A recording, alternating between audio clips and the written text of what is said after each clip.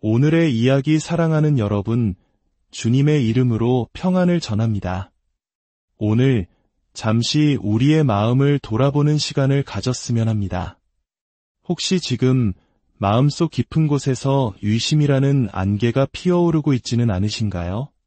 믿고 싶지만 현실의 무게에 짓눌려 하나님의 약속이 멀게만 느껴지는 순간들이 우리에겐 왜 찾아오는 걸까요?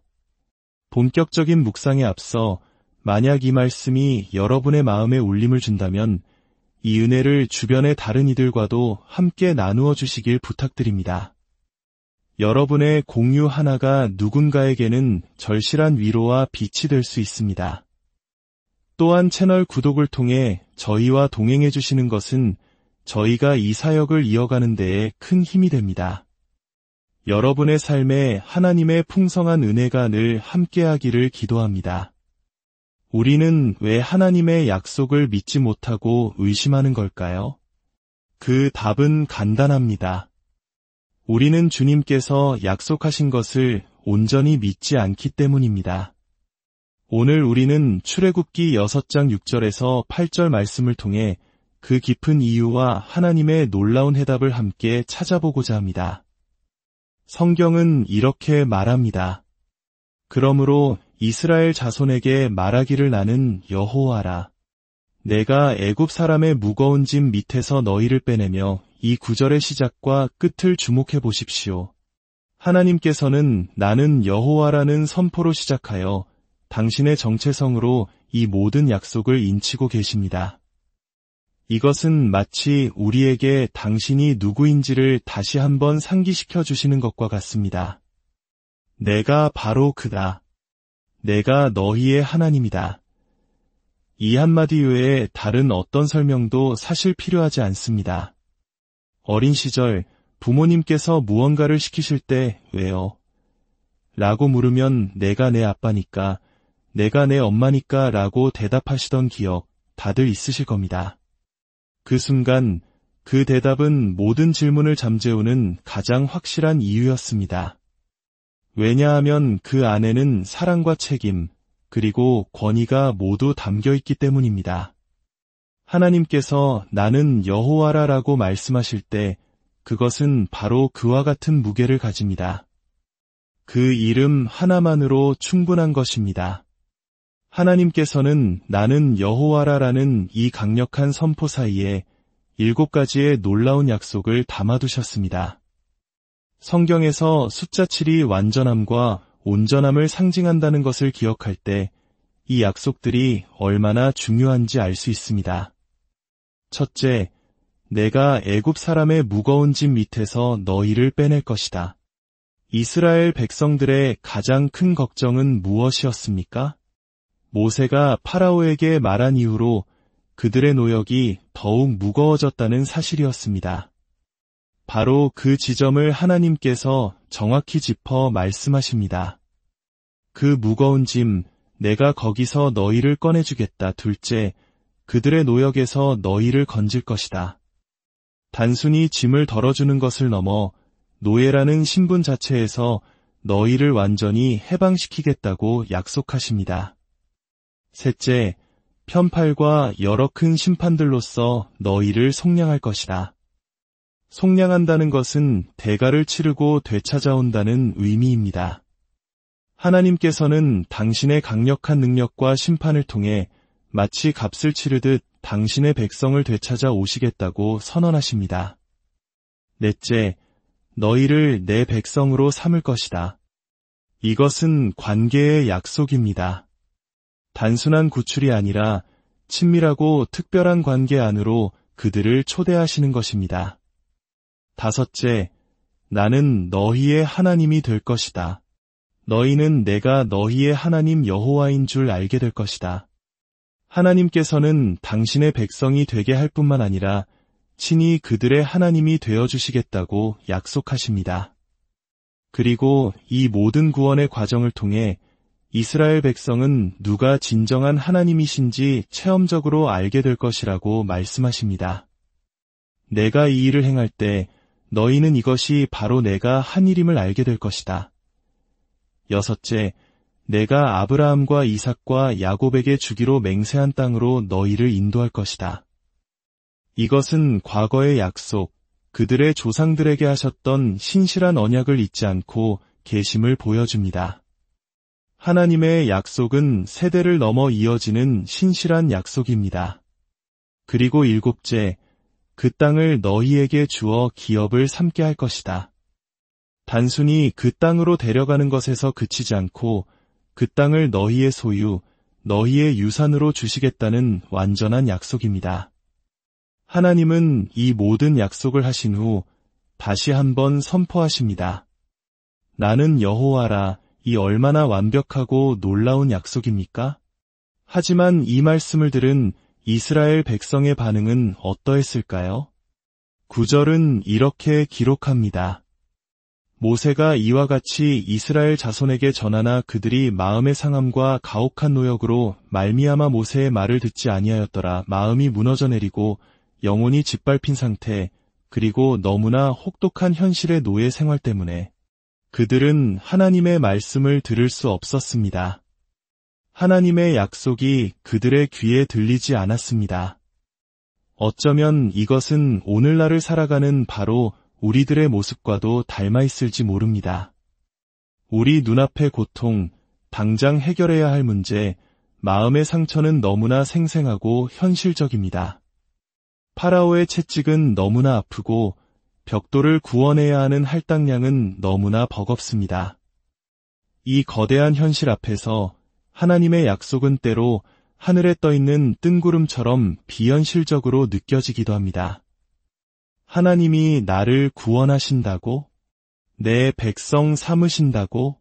하지만 지금 내 고통은 진짜인데, 내 눈물은 진짜인데, 이것이 바로 우리의 믿음이 시험받는 지점입니다. 우리의 감각, 우리의 경험, 우리의 고통이 하나님의 말씀보다 더 크게 느껴질 때 우리는 의심에 빠지게 됩니다. 그리고 바로 그 순간 우리는 우리가 믿음이 부족하다며 스스로를 자책하기 시작합니다. 다른 사람들은 다 잘 믿는 것 같은데 왜 나만 이럴까? 내게 무슨 문제가 있는 걸까? 하지만 사랑하는 여러분, 성경은 바로 그 모습이 연약한 인간의 당연한 모습이라고 말해주고 있습니다. 이스라엘 백성에게 문제가 있었던 것처럼 우리에게도 동일한 문제가 있습니다. 우리는 타락한 세상 속에서 살아가는 연약한 존재들입니다. 그렇기에 우리에게는 단순히 정보나 지식 이상의 것이 필요합니다. 우리에게는 우리 안에 살아 역사하시는 성령 하나님의 능력과 임재가 필요합니다. 그리고 끊임없이 반복해서 우리를 일깨워주는 은혜가 필요합니다. 스스로에게 너무 실망하지 마십시오. 왜 또다시 의심했냐고, 왜 또 넘어졌냐고 자책하지 마십시오. 이스라엘 백성도 이 약속의 말씀을 듣고 또 들어야 했습니다. 광야 40년 내내 그들은 하나님의 신실하심을 반복해서 체험하고 배워야 했습니다. 우리도 마찬가지입니다. 신약 성경을 보십시오. 사도 바울은 로마서에서 내가 너희로 다시 생각나게 하려고 라고 말합니다. 고린도 교회에는 디모데를 보내며 그리스도 안에서 나의 행사, 곧 내가 각처 각 교회에서 가르치는 것을 생각나게 하리라고 말합니다. 사도 베드로는 그러므로 너희가 이것을 알고 이미 있는 진리에 서 있으나 내가 항상 너희에게 생각나게 하려 하노라고 말합니다. 유다서조차 너희로 다시 생각나게 하고자 하노라는 말로 시작합니다. 위대한 사도들은 그토록 다시 생각나게 하는 것, 즉 상기시키는 것을 강조했을까요? 그들은 우리 인간이 얼마나 잘 잊어버리는 존재인지, 얼마나 쉽게 현실에 매몰되는 연약한 존재인지 깊이 이해하고 있었기 때문입니다. 우리가 왜 매주 교회에 모여 예배를 드립니까? 다시 듣기 위해서입니다. 잊어버렸던 복음을 다시 듣고 우리의 믿음이 어디에 뿌리내리고 있는지 다시 확인하기 위해서입니다. 왜 매일 말씀을 읽고 기도해야 합니까? 세상의 소리에 잠식당하지 않고 하나님의 음성을 매일 다시 기억하기 위해서입니다. 신앙생활은 한 번 졸업하면 끝나는 수업이 아닙니다. 그것은 우리의 삶 자체이며 우리의 호흡이고 우리의 전부입니다. 그렇기에 우리는 매일, 매주, 평생에 걸쳐 다시 기억하고 다시 붙들어야 하는 것입니다. 삶의 어려움이 당신의 뺨을 후려칠 때 우리의 본능적인 반응은 하나님이 누구신지, 그분이 무엇을 하셨는지, 무엇을 약속하셨는지를 기억하는 것이 아닐 때가 많습니다. 우리의 본능은 이건 너무 버거워, 더는 못하겠어 라고 외칩니다.